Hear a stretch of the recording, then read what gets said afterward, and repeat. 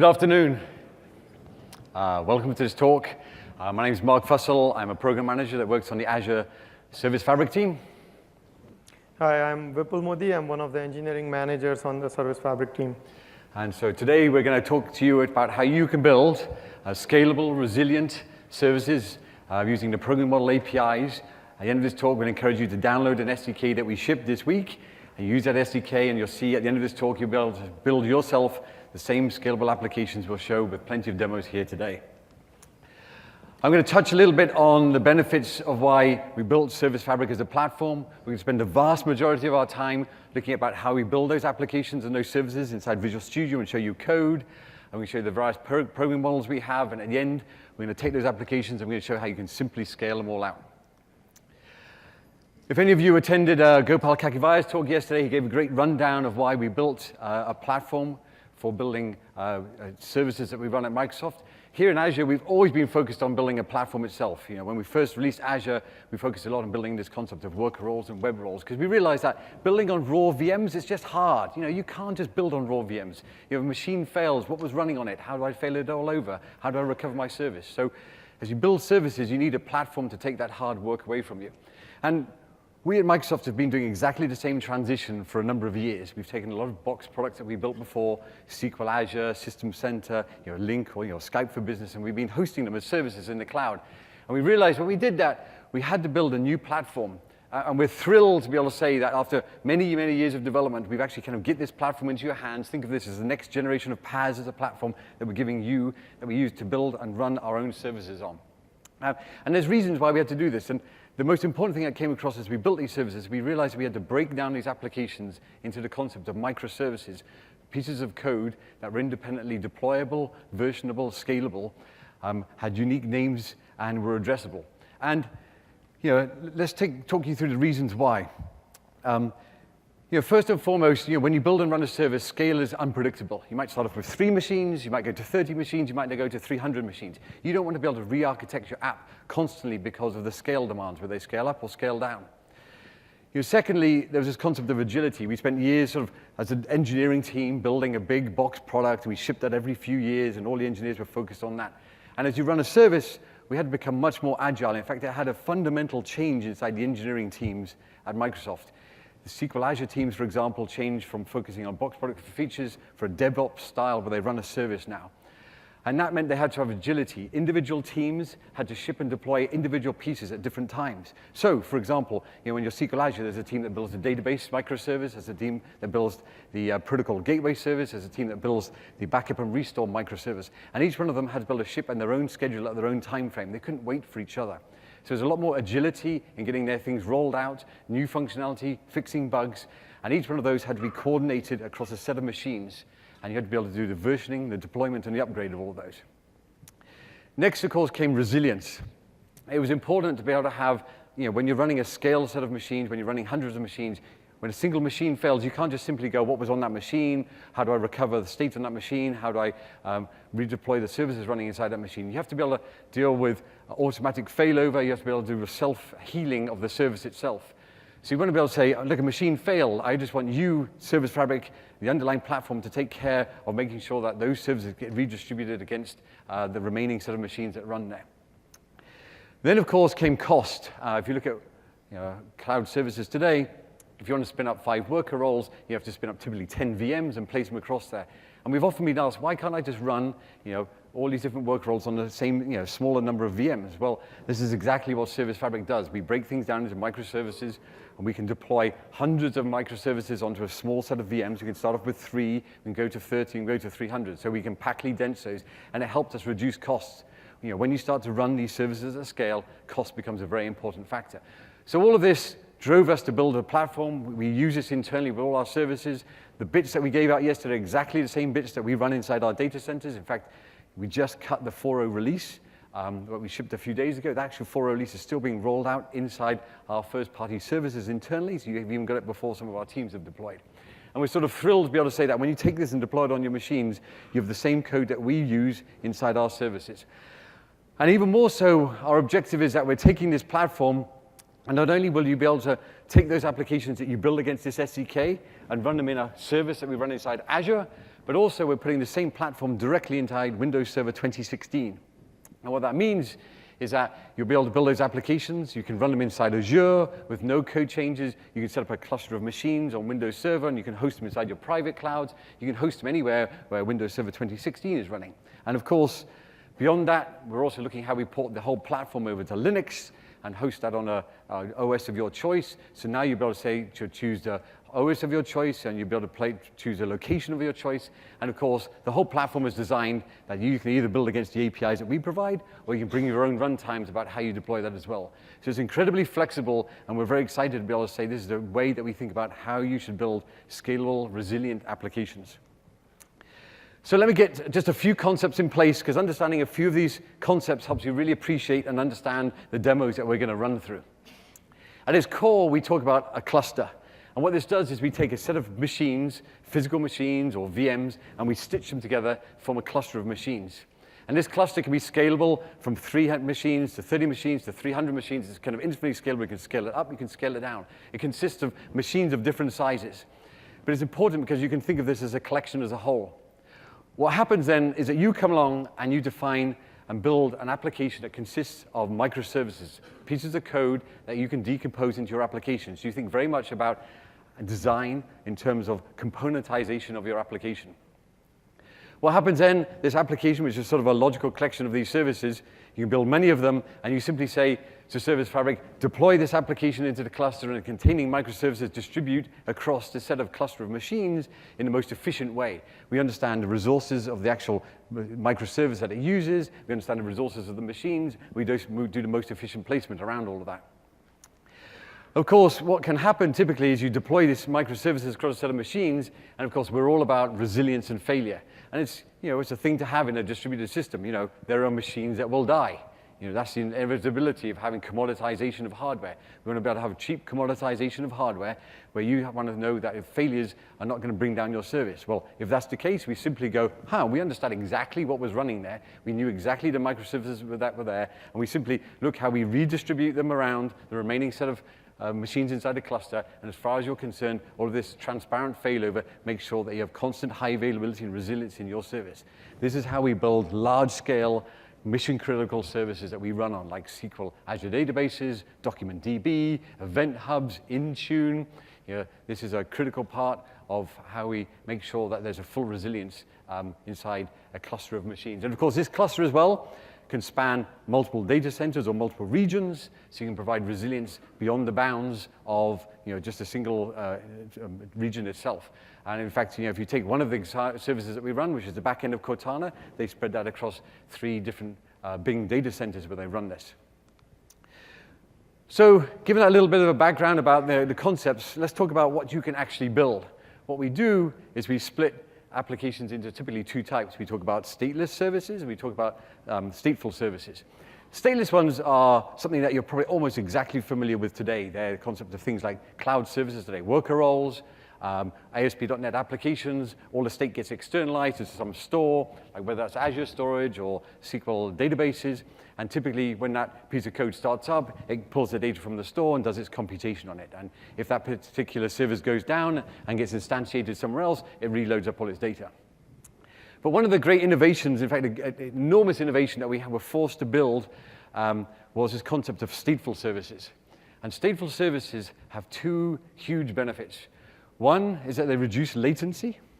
And what that means is when requests come in from your client, the state and your code are co-located together. We take the state of your application, the data, we make it highly resilient by persisting it locally and making replica copies of it. So now your compute and state are co-located together. And that reduces the latency enormously. So you don't have to go to some back-end store and to pull all your data back. Secondly, and critically, is that stateful services actually reduce the complexity of your application. When you start to think about stateful services and you start to think about designs today, I'm almost certain that you've built applications and services today where a request comes in from a client, it goes into a queue, you pull it out from the queue and you put it into your worker role, and then from that worker role, you then push into some back-end store. And then typically you probably have some caches where you can improve the read latency from that back-end store. Well, one of the key aspects of stateful services is what we've effectively done is we've democratized HA. Okay, we've given high availability to all of you as part of a programming model that's simple to consume. And what that means now is you can get rid of those externalized queues, you can get rid of those externalized caches because your application is naturally highly resilient. You don't need to have a queue inside here. Your application is naturally cached to the data. It's simply the data is made resilient and replicated across a set of machines already in the middle tier where you run your code. And so it deeply simplifies how we do these things. Let me give you an example. The back end of Cortana, where you run, runs across a cluster of 120 machines. They built a stateful service that gets run. They have about 1,000 instances or more of the microservice they run. And one of the stateful services they build is a query engine. And what that query engine does is it has a number of subscriptions. It runs link queries across incoming data feeds. So lots and lots of data is coming from traffic, it's coming from finance, it's coming from weather. They have huge numbers of these microservices run. They have a query expression. They evaluate millions of these query expressions across a partitioned set of services. And anytime there's a failure in one of those machines, all those query expressions are replicated across another service that's running. And so you get very fast failover. And that's an example of the statefulness that they have. Fast failover where they can actually do query expressions against the incoming data. And when they hit one of those query expressions, for example, your GPS location and tell me where there's a traffic alert, they send off an Azure notification.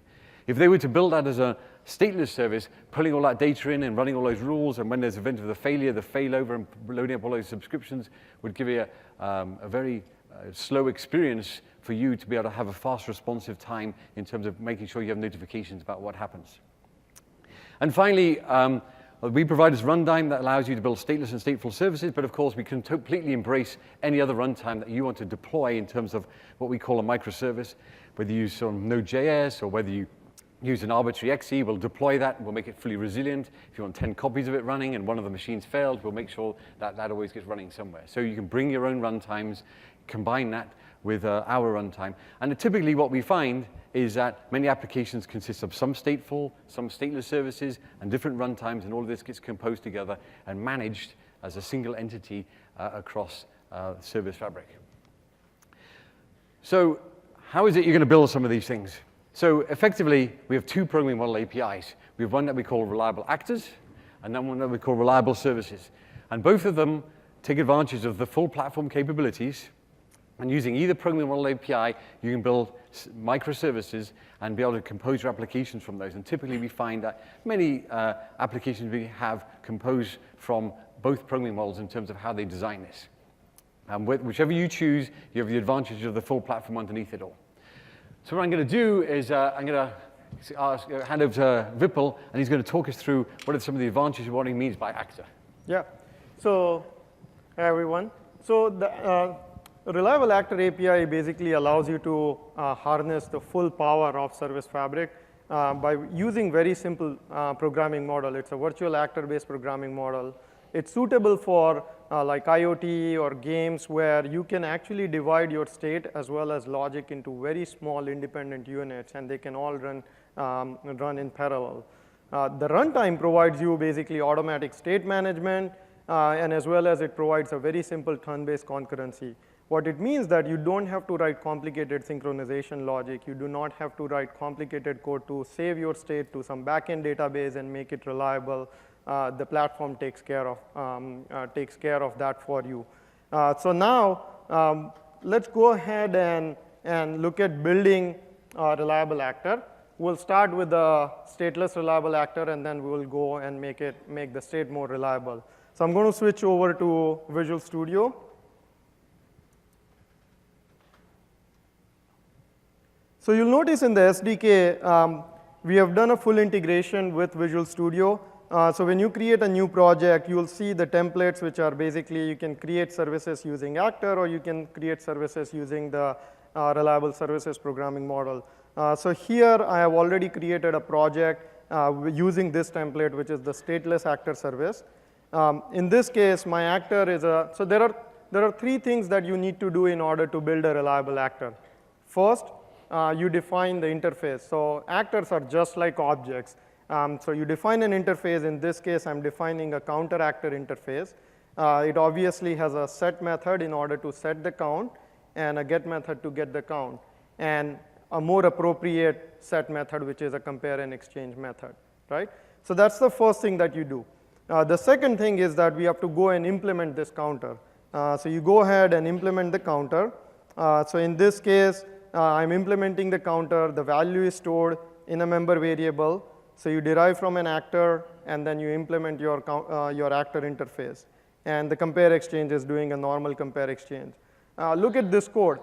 In this code, we have not written any synchronization logic. We have not written any state management logic, activation logic, nothing of that sort, right? It's a very simple code. It's like any other class that you would write. The third thing that you need to do is to basically register that actor with the runtime so that runtime can activate it as needed. So here I create a Fabric runtime. I register the actor, which is my actor, and I wait for the activations to happen. So let's go ahead and deploy this actor solution into actor application into the local cluster that we have. You'll see that, so while it is deploying, let's go ahead and look at how would you actually use the actor.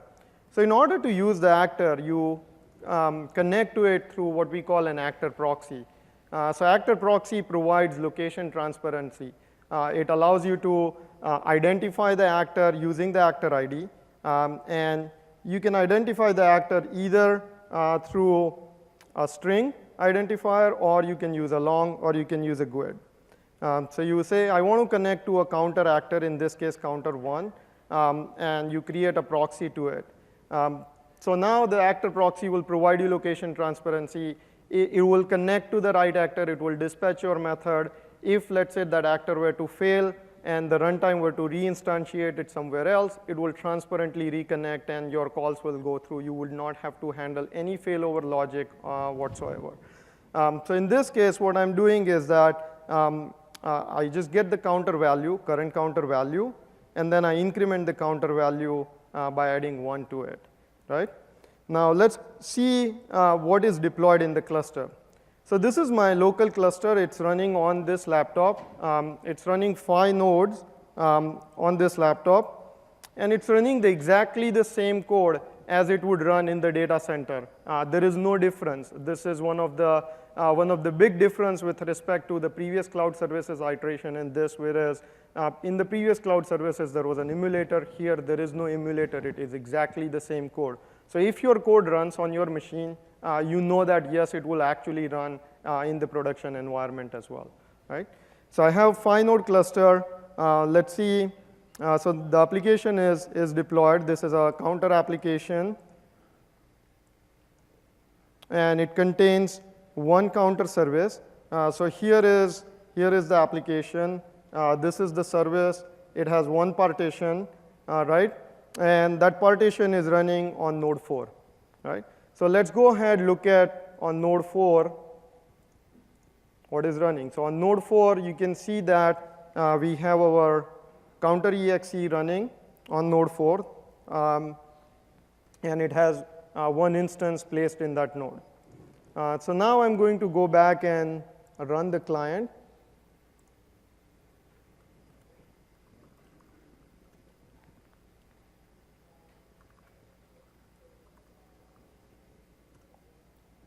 So the client is connected to the actor through the actor proxy. As we saw in the client code, it's basically incrementing the counter, right?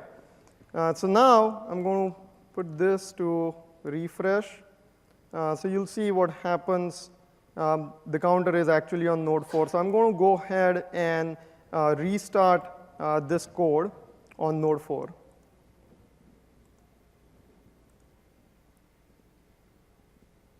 So you saw that the system took failover action.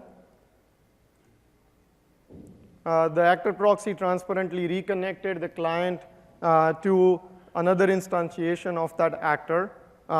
And, well, we lost our count. So we lost the state, which was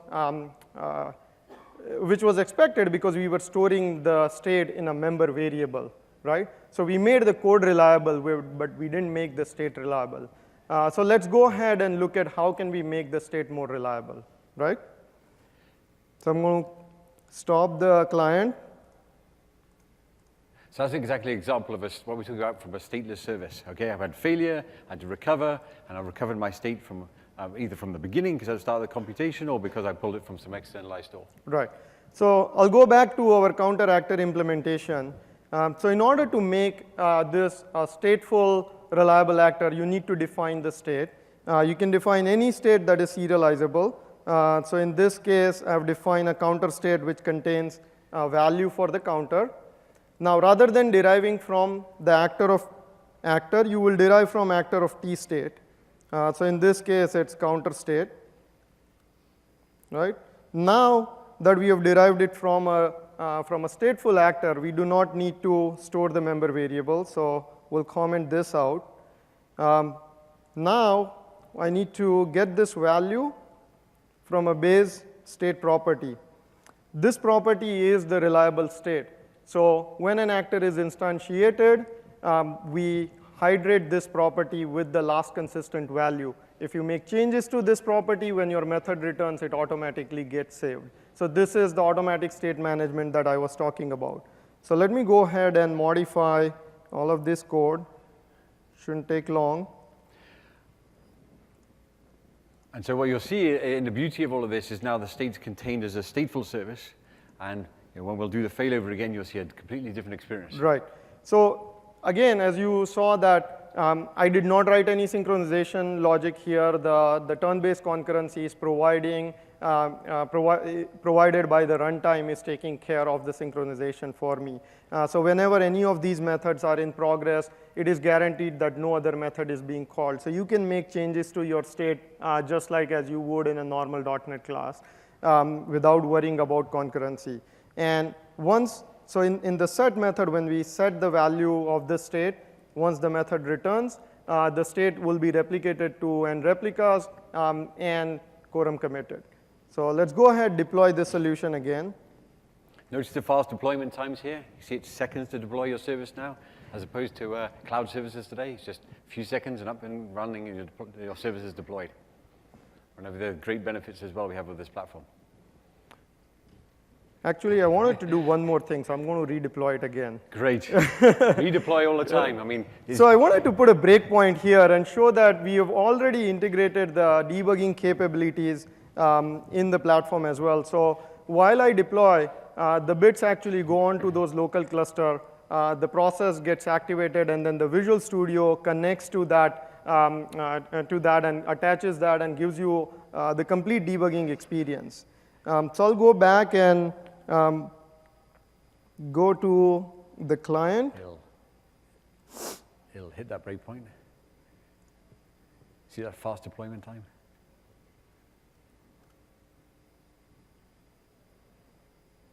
And our breakpoint is hit.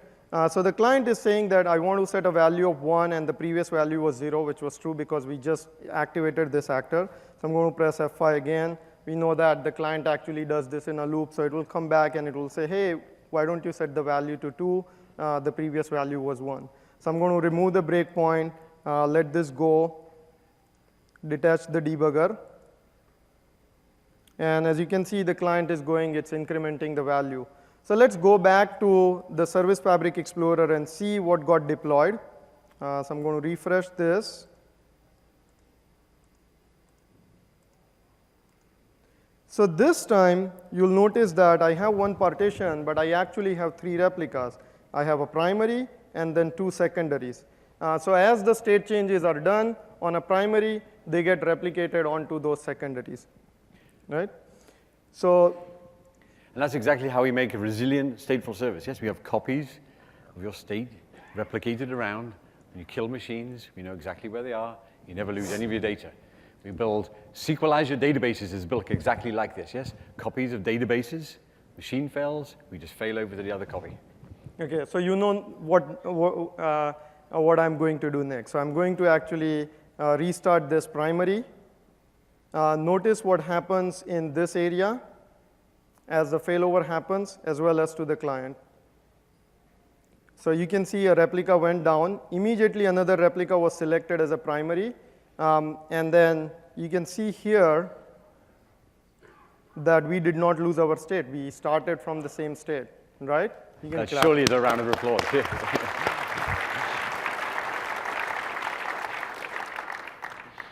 So that's how easy it is to build reliable stateful services using actor programming model. Let's switch back to, so there are a lot of features in the actor programming model that we haven't shown. We have a recorded session that you can go and watch so that we can move over to actually talking about the reliable services programming model. So please go to this session and then watch it whenever you can. We talk about in depth all the features that the reliable actor API provides.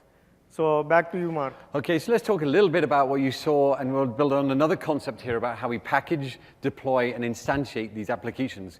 It helps you understand how the microservices concept is very important and how you think about architecting your applications. So its core concept, you think about writing some code that typically also has some configuration associated with it. And you take that code and configuration, and you package it together, and you put that into what we call a service package. That package has a manifest representation of it, and this represents a unit of deployment. Okay, and think of this as simply as a CLR type. Well, what you do next is you say, I'm going to define an application package. And my application package is like a container for the service packages.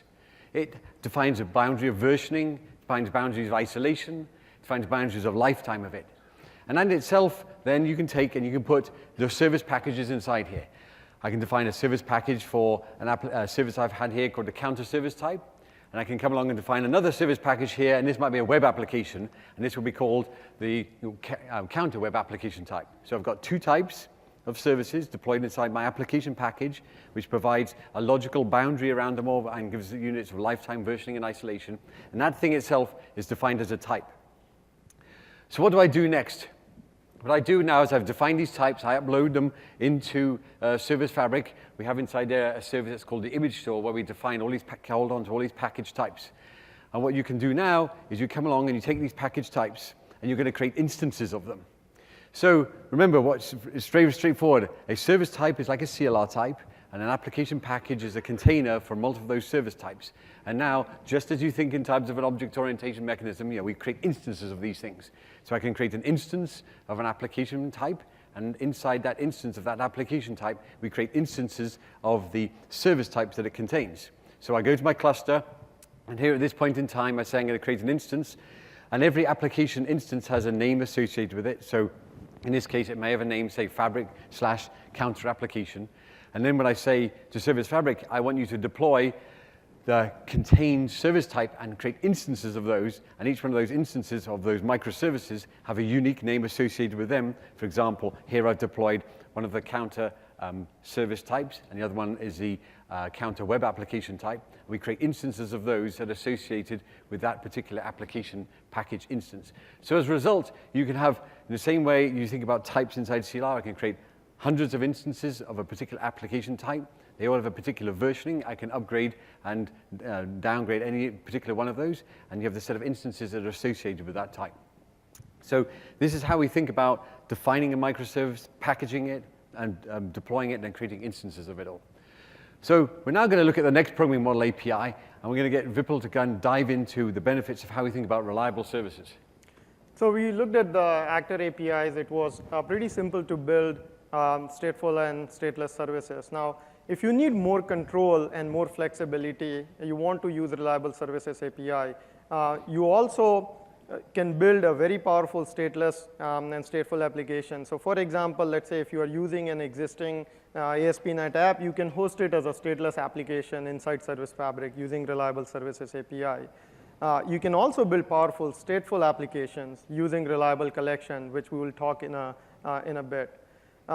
So in the actor APIs, we talked about how there was a turn-based concurrency, and then any changes that you make into your state get saved at the end of the method.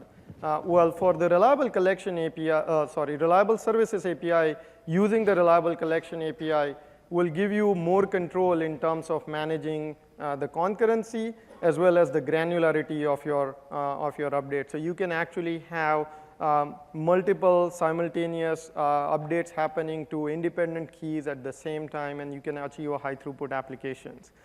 You can also communicate using the technology of your choice. So for example, for the Actor APIs, we were using Actor Proxy. And we did not know what transport it was using. It just independently provided a connection between connection to our Actor. For the Reliable Services API, you can use WCF, you can use Web API, or you can use what we call a service proxy, just like Actor Proxy. Or any other protocols you may have. You can use raw socket, TCP, FTP, or whatever you prefer. So it provides more flexibility in terms of communication, right? Now, building stateful services is really, really hard, and getting it correct is really hard. So what we are doing is that we are providing you the same familiar concepts that you have known for years in order to build your applications using .NET. So previously, we used to build applications on a single machine, single-threaded, using .NET collection. We then started using concurrent collections in order to provide multi-threaded access. So think of reliable collection as a natural evolution to that. It's a collection that basically spans multi-machine. It offers HA. It's durable, and it's transactional, right? So what are the two? There are two reliable collections that we offer out of the box. So you can use a reliable dictionary of key and value, or you can use reliable queues. You can atomically update one or more of these collections. So you can instantiate one reliable dictionary inside your service, or 10 reliable dictionaries. You can instantiate one queue, 5 queue, or 5 queues and five dictionaries. It's up to you. And you can atomically update these collections using transactions. So the transactions span those reliable collections. The changes that you make are replicated, and they are durably stored on multiple replicas within the cluster. The reads, when you are within the transaction, the reads are repeatable. And the enumerations, when you enumerate this collection, they give you a consistent snapshot of what is there in the collection. So now let's go ahead and build a reliable service. So this time we're going to build a word count service. I'll switch over to Visual Studio.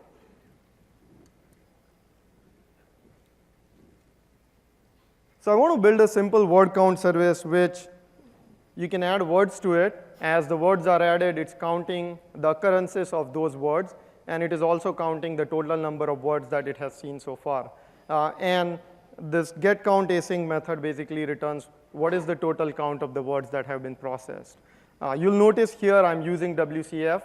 This is the WCF contract in order to connect to the service and then add the words or get the counts. We'll see other form of communication as we go along in the talk. So here is the stateless service.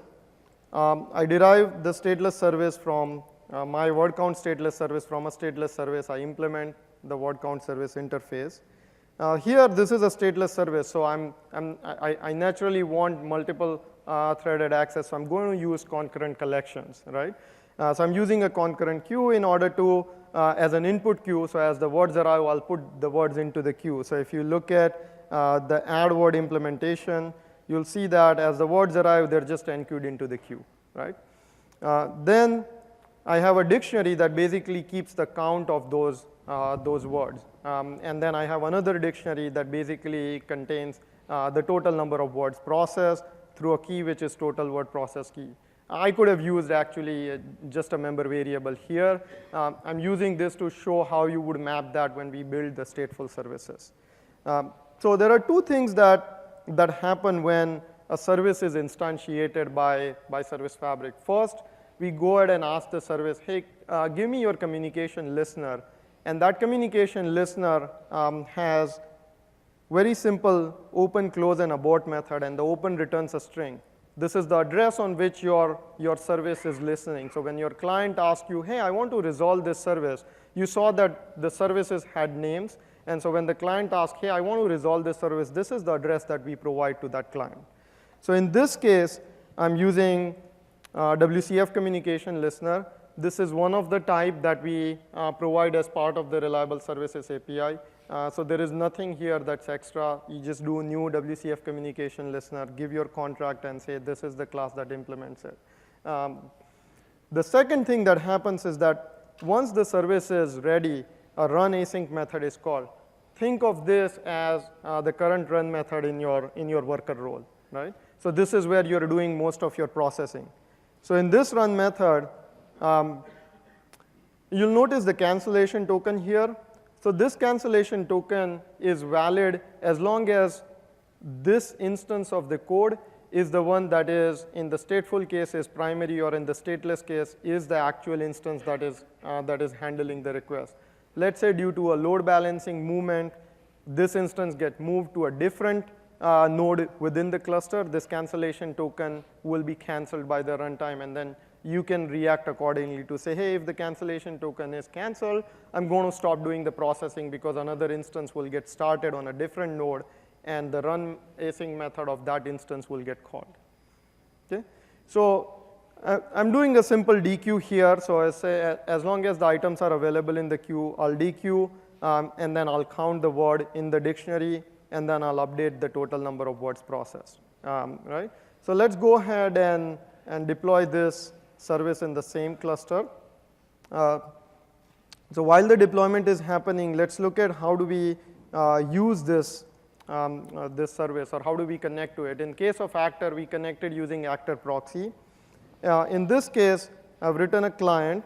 That client says, here is the URI of the service. And when a word is being added, it says, I need to look up where this word is, or what partition is serving this, this word.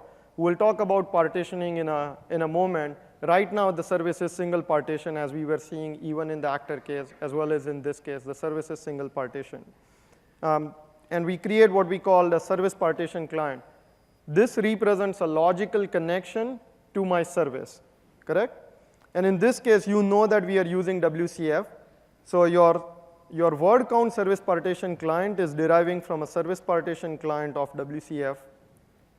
And it's implementing add and get count. When an add method is being called, it asks the base class, hey, give me the actual physical channel. So the base class gives him the physical channel, and then it goes ahead and calls add word async. Now This we're also going to provide, I mean, we also talk about this WCF communication listener, but there's also going to be our ability to talk through web API, yes? correct. So we'll show, we'll see that in a moment as well, right? So here the service partition resolver, which is provided as null, so we use default service partition resolver. This associated with this WCF client communication factory is providing you the location transparency and the caching of the channel. And again, this comes as part of the reliable services API. So I think the service should have been deployed by now. Let's go ahead and look at that. So we have our word count application deployed.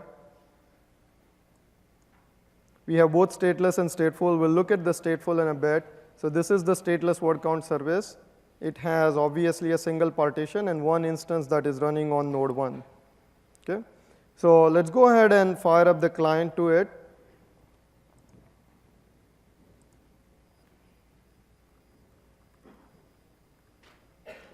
So this is a beautiful console UI client. You can see that it's just adding the words and it's getting the counts continuously.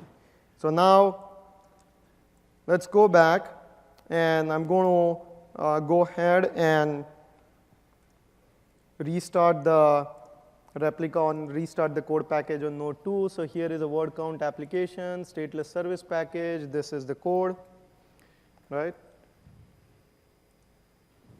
I'll restart the code. You'll see that the count stopped, right? Well, it did start, but obviously we lost the state because we were storing the state into the concurrent dictionary, not actually the reliable collections, right? So this is what happens when you, so you made the code reliable, and then we'll talk in a bit, how do you make the state reliable, right? So I'll jump back to the PowerPoint presentation. So what do I need to do if I had this application today in the current cloud services? How would I make it actually reliable, right? So the first thing that I have to do is to that input queue that we had, which was the concurrent queue, I have to make it reliable, so I'm going to use Azure queues, right?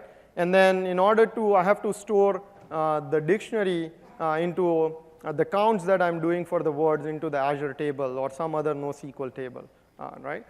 So this is what it would look like. So whatever is this on this side, this is what would look like if in the current architecture, not with Service Fabric. So with Service Fabric, you'll basically get a request from your front end, and your back end is a stateful microservice. It's using this reliable collection, which are dictionaries and queue, and they have multiple replicas, and they're basically making the state reliable, right? So you reduce from a typical 3-tier architecture with a front end, middle tier, and a back end to just front end and your middle tier, which is your business logic. So your state and compute, as Mark mentioned, is co-located together, right? So let's go back to Visual Studio. So I mean, the point is you can build stateless microservices and deploy those, but you can also build stateful ones as well and take advantage of those. So you may have some existing code that you just simply want to be able to say, I want to be able to deploy that in a microservices way and take advantage of that. But you can also take advantage of how we improve on that design concept by using statefulness, and that way reduce the complexity on particular pieces of code that you run inside there. And as you say, typically in most applications we see both. We see stateless gateway front ends, and then we see for a lot of the business logic, say shopping carts, say database-like microservices built in terms of a stateful microservice with our stateful APIs. Right. So this is the same word count service. Now it's a stateful service. You'll notice here is that I'm deriving from a stateful service rather than a stateless service. I'm still implementing the same iWord count service interface. I have stem, create communication listener, and run async method. Let's see what happens in add. So previously, when the add was called, we were basically putting the item into the concurrent queue that we had as a member variable inside here. You'll notice there are no member variables here. So what we do is that we go ahead and ask the state manager that's in the base class, which is a reliable state manager, to say, hey, I need an input queue. I need a reliable queue. Here is the name of the queue, which is the input queue.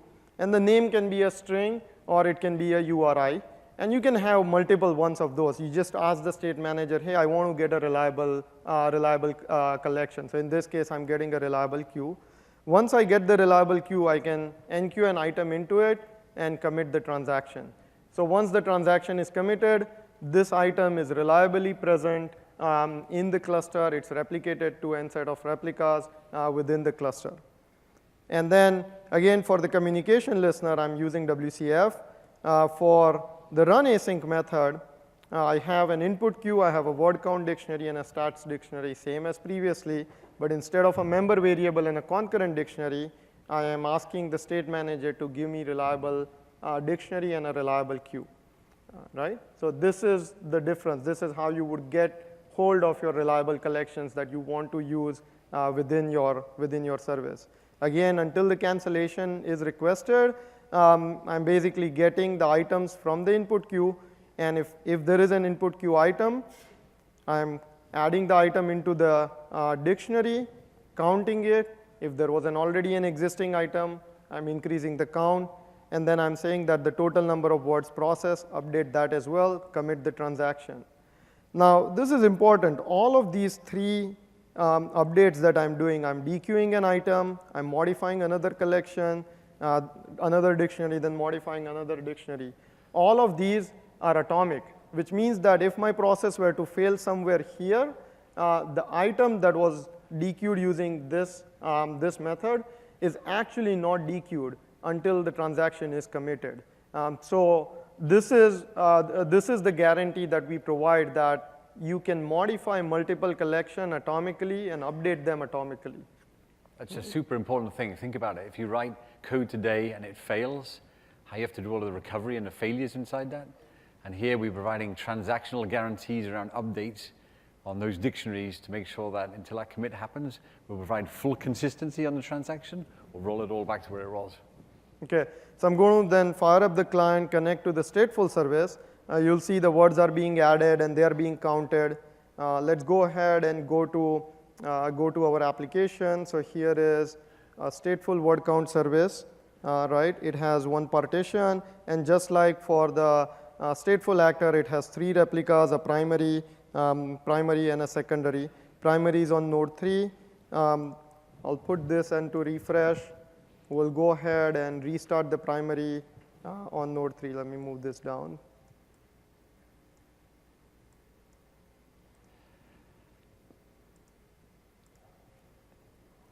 So primary replica has been restarted. Another replica became the primary, and you can see that the counts are going on, and then we haven't lost any count. Previously, we lost the count, so the state is reliable. The service is still functional while a primary went down because there was a very fast failover. Another replica became a secondary, became a primary, and then I was able to continue the operation. I was able to continue the operation because this is a quorum-based system. So out of 3 replica, 2 replicas were available. So I'll do this again just so that you can follow along. And so this is what we talk about, we've democratized HA. You just build apps, use simple program model APIs, we'll guarantee the HA and the availability of this. You can attack processes, you can take down machines. We will always make sure there's a copy of it inside the system. We challenge you to actually fully attack this system. This is exactly what we do all the time. In fact, the full reliability and consistency of this is how we rely on providing full transactional stateful services that we run all our heavy workloads on today, like SQL Azure and DocDB. Okay, so I'm going to restart the replica. The replica is now on primary, is on node 4. You'll notice a switchover happening right here. So this became primary. There was an active secondary. The counts are going while this replica is still down and it's building. So after a while, what will happen is that we'll start to build up this replica. This replica will come up. It will show as inbuild, which means that while this replica is down, there is a bunch of operations happening. All of these operations, the words that are being added, that replica needs to be caught up to those. So it becomes inbuild. We're basically saying that, okay, you still cannot join the replica set because you don't have all the operation. Once it has all the operation, it will become an active part of the replica set again. Right? This is so now we have seen how we can build reliable stateful services using actor programming model as well as the reliable services programming model. So now Mark will talk about, well, we have this word count app. It had a single partition. Obviously, we know that's not scalable. So how do we go ahead and scale this service? Yeah, so a key concept of this platform is the fact that partitioning is first class. You could have a scale-out partitioning design in order to build high-scale distributed applications that can run across hundreds of machines. A lot of the time, you have to, partitioning is left up to you as a developer. Inside this platform, we say, no, partitioning is a first-class concept. And how you do your partitioning, we provide different mechanisms for you. We provide range-based, in64-based partitioning or name-based partitioning. Effectively, you come up with a partitioning scheme you want. Say you want to use zip code as a partitioning mechanism. Say you want to use an ID mechanism. You can easily build that into your choice in terms of the client request that comes in. You look at some piece of information, and then we'll simply say, how do you want to send that particular request to a particular partition? So partitioning is just exactly you would think in the typical concept of scaling out any application. Here, I segregate my service into pieces of state and code, and I send a particular request to that location where that state and code is co-located, and how I separate that out across hundreds of thousands of partitions. So, we think about this as when you build your service, you say, think about your partition requirements. I might need, say, 2,000 partitions. And you can deploy those 2,000 partitions across any number of set of machines. You might start off with, say, 10 machines. And then you can grow the number of machines inside a cluster. So what does it look like? Typically, when you deploy inside your machines, a partition gets deployed on one of the nodes inside the cluster. Of course, it creates replica copies across other machines in there to make it highly available. You then think how it deploys a second partition for that service on another machine and makes copies of that, and then a third on another machine, and a fourth, and so on. And it keeps pushing the top partitions across all these. Now, you can squeeze all those partitions down onto a certain number of machines, and as your load on any particular partition grows, you can say, simply add new machines, we'll move the partitions out, and scale accordingly, and all of this is entirely transparent to you. So, for example, say one of those partitions came particularly hot and had a lot of data, we'll say this partition's got more than the rest, we'll find a machine that's got the best utilization of the resources, and we'll move it onto that machine. So as a result, this partitioning concept enables you to truly think about high-scale distributed systems where you simply have to just understand what's your partitioning scheme and your partitioning concept. And we take care of striping and pushing those partitions across the machines inside the cluster and dealing with all the failures inside that, of course, and dealing with whether some partition is hot compared to the others and moving them all around. So let's now think and look at how we're going to take that same application, that Word application. What we're going to do instead, we're going to have a client front end where requests are going to come in. Think of that as a bit like our load balanced front end where we have a web API. We're going to look at the request that comes in, and now we're going to look at the content of that, and we're simply going to scale out that request from that particular client to a particular partition. So we take this word count service, create numerous partitions for it all, and now when the requests come from the client, hit the web front end will kind of look at the request itself and send it to a particular partition. And you can have any number of partitions easily scaled out, with a declarative mechanism inside here.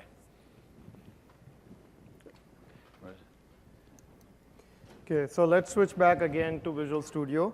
So this is an application manifest. This is what Mark was talking about. So when you define an application type, you define that in the manifest. So in this case, as you can see now, I have a word count web service, and I have a stateful word count service. My stateful word count service is partitioned. It has 13 partition, and I have both web service as well as the stateful word count service in the same application. So there are two service packages. So you saw the slide where there were service packages, and they were animated and put into that application package. Well, this is the application package, and here are the two service packages that are defined, right? A web application package, web service package, and a stateful service package. So now let's look at what does the service looks like, right? So in this case, for the stateful service, everything remains exactly same, except that I have basically used, instead of WCF, a service communication listener. So this is, we provide a communication listener out of the box that you can use. Remember on the previous case where we were using WCF, I had to implement some code. I had to implement that word count service client, derive it from a service partition client, and do a bunch of work. No longer I have to do that. Basically, if I use service communication listener, just like actor proxy create of iActor interface, I can do service proxy create iService interface, and I'm done. I will get a transparent channel to my service, which actually provides location transparency. And so the contract looks exactly same, except that there are no WCF data contract operation contract. Instead, it's deriving from iService. So that's one change I have made. The second change, as I said, I have made is to basically add the web service and then change the partition count. In the web service, I'm using Ovin Communication Listener. So this is actually a front-end service. The clients will connect to it through typically a REST API. And so the Ovin Communication Listener provides that. So I'm hosting an ASP.NET application and creating a stateless service. So this is word count. Web service is a stateless service. There is a stateful partition service, correct? So now let's see how it looks like inside the cluster. So inside the cluster, as you can see, I have multiple partitions. I'm going to show a different view of this using what we called a cluster monitor. This is, again, a sample application that we have written. So both the Service Fabric Explorer as well as this are using our management API. And these APIs are public. We also provide REST-based APIs that you can use in order to manage or query your state, query the cluster. So I imagine that some of you will actually say, hey, the Service Fabric Explorer is good, but the UI is not that great. Maybe we'll build something more appealing and more pleasing to eyes. And you can do that using the APIs, the management API that we provide, right? So here, the same slide that Mark showed, you can see that there are multiple partitions. So each of these black boxes represents the node. And inside that, multiple applications are deployed. And within that, I have multiple partitions. So when I hover over a primary here, you'll see the two secondaries corresponding to that are being lighted, right? So now let's go ahead, and this time I'm not going to do failover. All I'm going to show you is that if a node were to go down, so this is node 3, if a node were to go down, so let's go ahead and shut down node 3.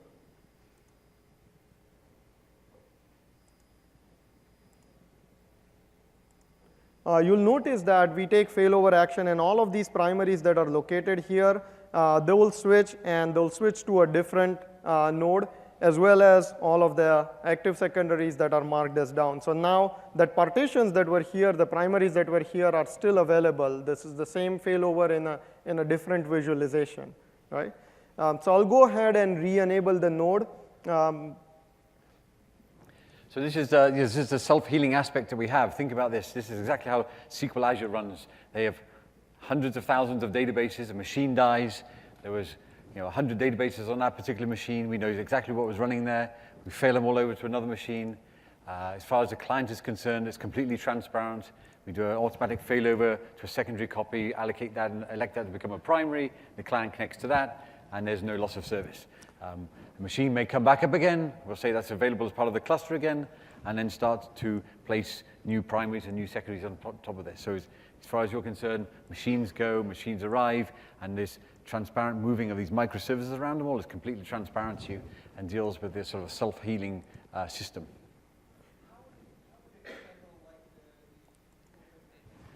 Let's take the questions at the end. We are nearly there. So because I didn't start the word count web client, I started the word count web client and shut down the node again. So you can see that the word count web client is going on while the node went down. The primary failover happened, and then transparently we relocated the primary, and then the word counts are continuing to happen. These are the count across various partitions that are there, and this is the total count across all of those partitions. So I'll go ahead and start the node again. And then what I'm going to do is that I'm going to enable, so in order to test your application, so first of all, writing stateful services is hard. We have made it very simple using reliable collection, but there is still going to be certain things in your business logic that you have to take care when a failover happens. And you may say, hey, well, the failover happened, but I am not sure whether I'm doing the right thing. So I want to test my service. So we included this chaos service. This is part of the system. So the chaos service starts taking action. It basically restarts the code packages. It restarts replica. You can see certain things happening here. It'll restart nodes. It'll ensure that cluster is healthy before moving on to the next round of the faults. And so you can continuously run this in your cluster and make sure nothing bad happens. Your clients are happy. Your clients are continuing. And you know that your application can survive different kind of failures, right? So before we go over to summary, I would like to take this opportunity to thank each and every member of the Service Fabric team who have been working hard at this technology for a lot of years, as well as all of our internal partners and customers. Yes. Let's switch over to the last couple of slides here. So to summarize, we're pretty excited that because of the way we thought about how we had to build our high-scale services, we realized that when we moved from these box products to these services, we were naturally thought about how we decompose these box products into a concept of microservices. And it's very important. There's a lot of talk around containers and what they are, but you don't design with containers. You design applications, and applications get broken down into pieces of code, and those pieces of code are what constitute your application. And that's how we think about a microservice-designed application, what it means. The fact that those microservices get deployed inside containers for isolation and security is part of the characteristics that you say of the requirements that you want of the microservice itself, how it gets deployed. And we've been building this platform a number of years. We're very confident in it because we know that we run it ourselves. We're thrilled the fact that we've given it to you. In fact, the bits that we shipped this week, as I said, are still being rolled out across a lot of our first-party clusters. And hopefully we've shown to you that we're using very simple programming model APIs of the active side of things and the reliable side of things. You can go away and build stateless services like you're very useful. You can take advantage of stateful ones as well. You can compose your applications of multiple pieces of code. You deploy them together as an application. You can take existing code, like you might have Node.js application or arbitrary executables, wrap them inside those service packages that we talked about and put them inside an application package and just say, hey, I just want you to make my Node.js applications reliable. I just want you to deploy them. I always want 10 instances running. If I kill machines, just make sure there's always 10 instances running. That's all what we refer to as part of our microservices architecture and how we put these things together. But of course, if you take advantage of our runtime that we showed you today, we have deep insight into your application. We can provide as a health model that we haven't dived into. In fact, I fully encourage you to, after this, there's going to be a session that talks all about the deployment, the life cycle, the management of all of this. Because although we've shown you how to develop apps here, the biggest cost by far when we run one of these services is the day-to-day management of these things. Think about SQL Azure. They have hundreds of updates a day across thousands of machines, different versions that run. We have to understand the health, the monitoring, deep insights to what happens here, all of this transparently. So after this, we'll have a service, we have a session in the room next door that tells you all through the, walks you through the life cycle and what this looks about, how do you manage these services. So hopefully you've given appreciation of all of this. Our call to action is please go and find the developer SDK, download this SDK, go and get the samples off GitHub, the word count sample and the other samples you saw here today are available there. Go and read some of our docs to get yourself started. We have lots of feedback forums. We want you to go to our feedback forum at aka Service Fabric Forum. Give us lots of feedback. We're on the user voice. This is the beginning of the journey for us, where we're going to ship the regular SDK. Later in this year, we're going to provide a service inside Azure where all your applications that you've built, you'll be able to run inside Azure. Later on, further in this year, when we ship Windows Server 2016, Service Fabric will be built into that. You'll be able to build clusters from that, deploy your applications there. And we're excited to be able to say that we're entering a new era of how we think about how we build these high-scale, high-resilient, mission-critical services like we run at Microsoft. And we've given you exactly the same technology for you to do the same. And think about how we're going to take this into the journey of how we build true-scale, highly resilient services. So thank you very much.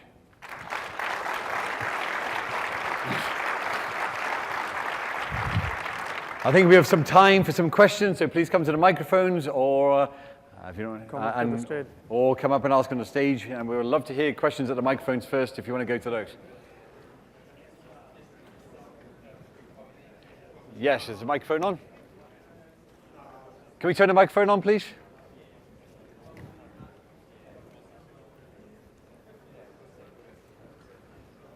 Can we turn the microphone on? For the question and answers, can we turn the microphone on, please? Do the microphones work? Can I just walk up? Why don't you come up and then I'll repeat your question. Okay, yes, ask the questions then, or shout them out and we'll repeat the questions.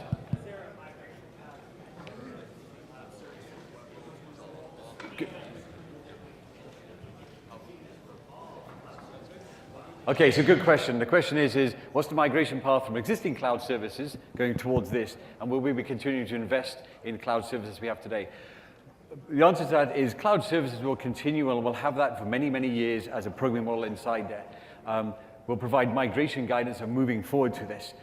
Effectively, you'll see today that the programming model API is very similar, so the migration pretty much is, there's a similar programming model, and we'll provide design guidance around all of those. Our investment in cloud services, you should think about this as the next generation of our PaaS platform. We've shipped this as a parallel service that you can use. We'll keep them both running side by side. But this is one where we now have fast deployments, high density, greater scale, and this is where we've invested our time. So cloud services will remain, but this is where our investment is going forward. This is your next version of our PaaS platform. This is exactly how we build things. Well, as I said, we'll run both sides. And you'll see today, we showed in the stateless world today, you build a cloud service, it's very similar. It's got the run command, it's almost identical you have today. We've just done a better separation of the runtime from the environment. So you can take those cloud services or those stateless applications now and run them anywhere. Today, cloud services are sort of constrained. They'll only run inside Azure. They're fixed there. You're locked in. Now you can run them on premise. You can stand up anywhere you want to run these things. So you have the benefit of run anywhere, fast deployment, high density. This is the next generation of that.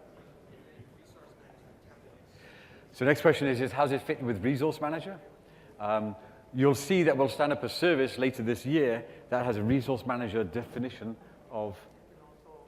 the next talk, and they'll talk about how Oh, to. actually, that's even better. In the next talk that follows, we'll show you exactly how you stand up a cluster. Okay. We'll show you the portal, what it runs like, how you define a resource manager template. But yes, we'll have a template definition to be able to stand up a cluster of machines and deploy the applications. We'll take one question here. Yeah.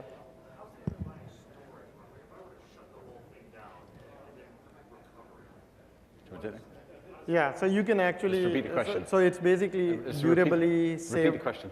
Oh, so the question is, what happens if I actually shut down the entire cluster and then restart the entire cluster? Well, the data is durably stored on the disk, and hence if you shut down the cluster, as long as your hard disks don't burn or they're still available, you will be able to recover from where you started from. No, it's the No, physical so machine. there is no blob storage backing. This is the store. Your local hard disk is the store. You can, however, for disaster recovery as well as, so for example, if a disaster were to happen and you say, hey, well, the entire rack got burned down and I didn't actually geolocate the data, you could store it to the blob store. But that is a different frequency. It's a cold data that's only for disaster recovery. It's not in your hot application path, and hence your latencies are not going to be affected by that. Yeah, there's a general design that we've come across here where you hold hot data in a middle tier, made highly available and scalable, and that hot might be the last minute, the last hour, the last day, and then you can offload that data to back-end Azure storage. But as a result, you have this very low latency, high throughput systems you build. So for example, Cortana, think about it, hundreds and hundreds of requests coming per second, they have to evaluate them all. If they tried to build that with storage and put all those events there, they wouldn't be able to scale it at all. IoT is like the perfect example of this sort of system. IoT systems where you have huge amounts of incoming data, where you want to run rules on it all, that sort of thing. But SQL Azure builds like this, yeah? The database is stored on local disks inside the machines. That's how we do it. DocDB, they store it on local disks on the machines. Intune, event hubs as well. Event hubs, we take advantage of using the same mechanism. Yeah, yes. Next question. Yeah, so I actually, while we were talking, I actually shut down the local cluster. There are no nodes, so I shut down all of the nodes. I'm going to restart it again while we take the next question. You can go back to the which display port? Yeah. Okay, so the question is I have my Azure DB running, and I have a client connection to a particular primary that's running, yes? And so effectively, the client, when the client calls back in again, we have a naming service that does a re-resolution of where the current primary is, yes? So there's think of it, there's a service that runs just like DNS for the whole cluster. So when something fails over, every microservice has a unique name. We know this is moved from here to here. The client comes back in again. The naming service is like DNS for the cluster. It goes, oh, it's here. And so we redirect the client to where the new primary is. And all of that just happens transparently to you.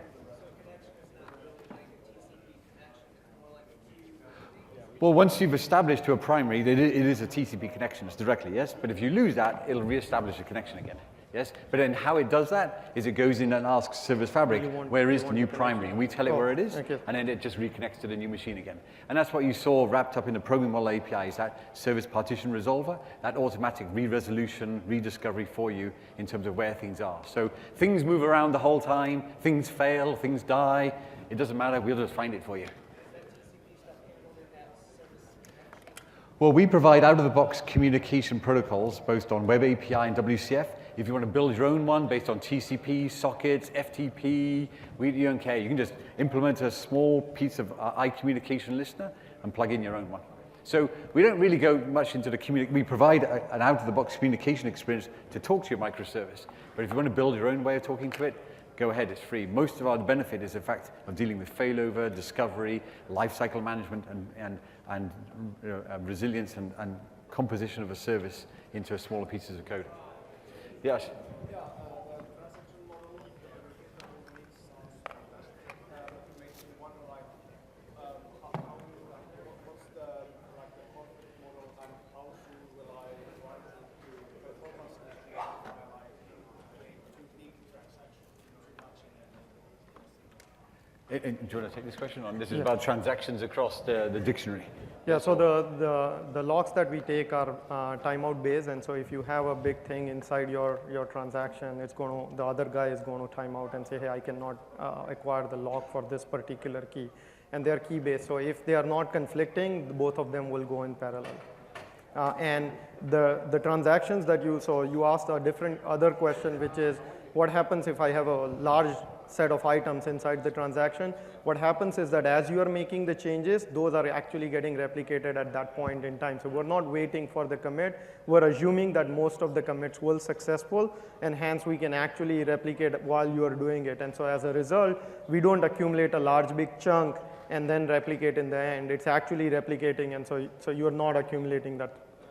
However, you use set logs, so is it fair to say that it's more like log-based? Yes, yes. So it's not like multi-version? Well, for enumeration, it is multi-version.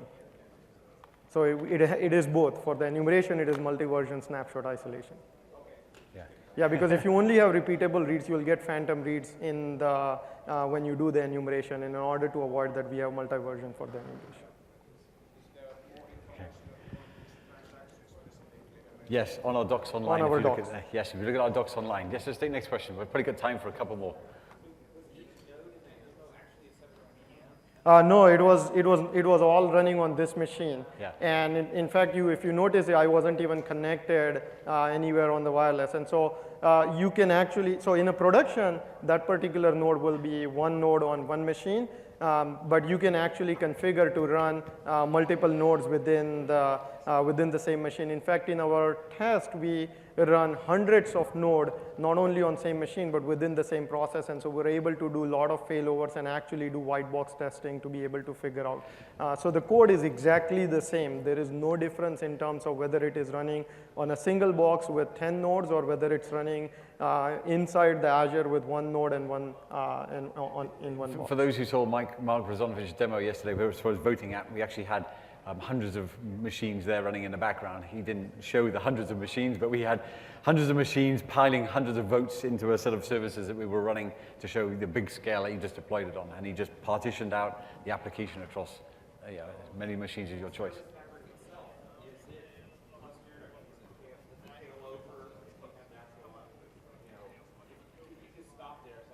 Right. Yeah. So, Yeah, so I so, mean, I'll let you answer. sorry. So what happens is that the cluster that Mark showed in one of the slides, that the nodes are forming the cluster. So let's say if you had one machine go down, we will detect that that machine is down, and the rest of the node will basically heal around it and form the cluster, and then fail over the workload that was on this machine to a different machine. In this case, the entire cluster went down. Because I had all the nodes in that cluster on the same machine. In fact, in the talk that's happening next, we're going to show clusters running on Azure, and we're going to use that same testability service to actually show testability on clusters running in Azure, not just on your local machine. Right. So you'll see it there. And if you notice, I think this is a little bit more deeper, but if you notice, I did something else as well. Before starting, I deleted what we call a ticket files. That's basically to prevent the split brain situation. So I knew that I had the entire cluster down. If I had only the portion of the cluster down, or there was a network partition, there is a leasing duration for which we will wait before we will say, hey, those machines are dead, and those machines will actually go down. Those nodes will actually go down. So you will never have split brain situation in your cluster. Yeah, the clustering technology is very important in building a platform. Yes, so the SDK is available. Everything you see runs on your local dev box, just as you can. And then what happens is you'll simply go up to Azure and say, create me a 10 machine VM cluster that's running there, and the apps will just deploy up there in exactly the same way you saw running here. The same WinFab Explorer, you can attach them all. It's no different. Oh, you can do it on you can run it on premise. Yeah, we run it all on. We run it everywhere on premise. So that's one follow-up question. Yes. So on-premises will be available? Correct. Yes. So the question is it on-premise? Yes. You'll see in a few months' time, we'll ship a version of, you can create a cluster inside Azure of machines. It'll be shipped as part of Windows Server 2016. And so you'll be able to take Windows Server, you'll be able to network them all together, turn on Service Fabric on each one, have your cluster. Anywhere you have network connectivity, you can build a cluster of machines effectively. Next question, yes. This technology, yes.